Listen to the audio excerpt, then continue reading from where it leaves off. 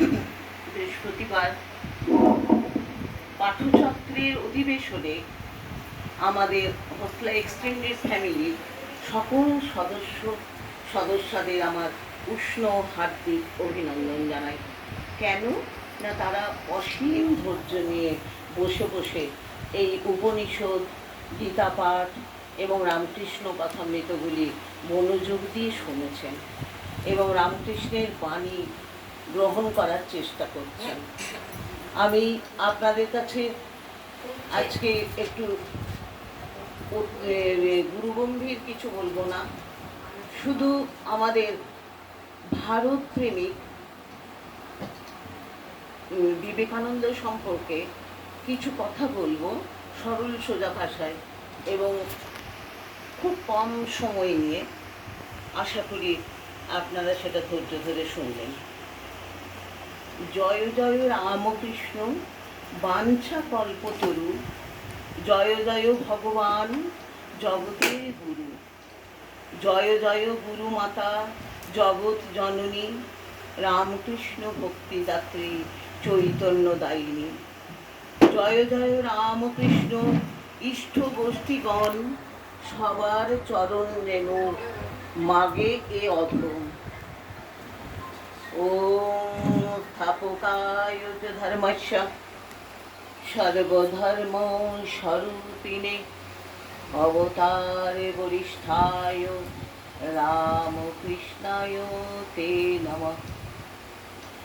নমো শ্রীমতী রাজায় বিবেকানন্দ সুরয়ে সচ্চিৎ সুখ স্বরূপায় স্বামিনে তাপহারিণে।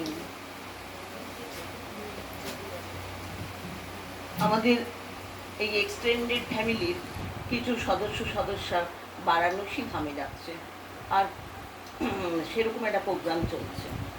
স্বামীজিও গেছেন। স্বামীজির পরিব্রাজক জীবনের ঘটনা। বারাণসী ধামে এসেছেন স্বামীজি। একদিন দুর্গা মন্দির থেকে ফিরছেন, এমন সময় একপাল বানর স্বামীজির পিছু নিল। স্বামীজি দৌড়তে লাগলেন, বানরগুলোও পেছনে পেছনে ছুটল।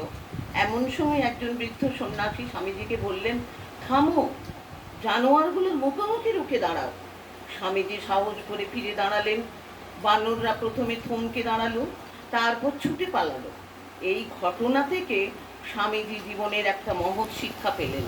বিঘ্ন কিংবা বিপদ দেখে কখনো পালিয়ে যেতে নেই, নির্ভয়ে তার মুখোমুখি দাঁড়াতে হয়। পরবর্তী জীবনে নিউ ইয়র্কে একটি বক্তৃতার সময় স্বামীজি এই ঘটনার উল্লেখ করে বলেছিলেন, এই হলো সারা জীবনের জন্য একটি শিক্ষা। ভয়ঙ্করের মুখোমুখি দাঁড়াও, সাহসের সঙ্গে তার সম্মুখীন হও। জীবনের দুঃখ কষ্ট দেখে আমরা যখন আর পালিয়ে যাই না ওই বানরগুলির মতন, তখন তারা আমাদের কাছ থেকে পিছু হটে যায়। যদি আমাদের মুক্তি পেতে হয় তবে প্রকৃতিকে জয় করে তা পেতে হবে, প্রকৃতি থেকে পালিয়ে গিয়ে নয়। কাপুরুষ কখনো জয়ী হয় না।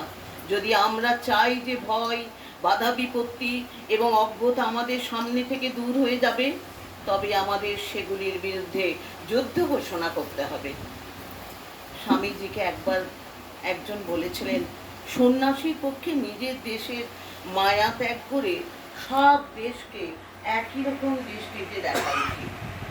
স্বামীজি উত্তর দিয়েছিলেন যে আপনার মাকে ভাত দেয় না, সে অন্যের মাকে কি করে পুষবে। অর্থাৎ সন্ন্যাসীর উচিত মাতৃভূমিকে ভালোবাসা। নিজের দেশকেই যে ভালোবাসতে পারে না, সে গোটা পৃথিবীকে আপন করে নেবে কি করে।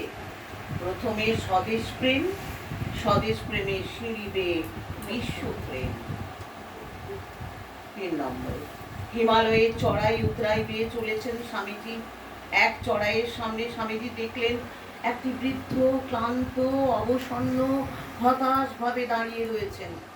স্বামীজিকে দেখে বৃদ্ধ বললেন, মহারাজ, এত পথ যাব কি করে? আমি তো আর চলতেই পারছি না, আমার ছাতি ফেটে যাবে। স্বামীজি তাকে বললেন, নিজের পায়ের দিকে তাকান তো, পেছনে আপনার পায়ের তলায় যে পথ পড়ে আছে আপনি তা মারিয়ে এসেছেন, আর সামনে যে পথ দেখছেন তাও তো সেই একই পথ। ও পথটুকু শিগগিরই আপনি পা দিয়ে মারিয়ে যাবেন। স্বামীজির কথায় বৃদ্ধের নৈরাশ্য কেটে গেল। তিনি আবার পথ চলতে শুরু করিলেন। ঘুরতে ঘুরতে স্বামীজি বৃন্দাবনের উপকণ্ঠে এসে পৌঁছেছেন। পথের ধারে একজনকে ধূমপান করতে দেখে স্বামীজিরও ইচ্ছে হলো ধূমপান করেন, কিন্তু লোকটির কাছে গিয়ে ছিলিমটা চাইতে সে সভয়ে পেছনে সরে গেল। বলল, মহারাজ আপনি সাধু, আমি ভাঙি ম্যাথর। স্বামীজি আর কিছু না বলে নিজের পথে চললেন। কিছু দূর এগিয়ে যেতেই তার মনে হলো, আমি না সন্ন্যাসী, আমি না জাতিবোধ পারিবারিক সম্বন্ধ সবকিছুই ত্যাগ করেছি, আর আমি কেনা ম্যাথরের ছোঁয়া ছিলিমে তামাক খেতে পারলাম না। ছি ছি। তৎক্ষণাৎ ফিরে এলেন তিনি।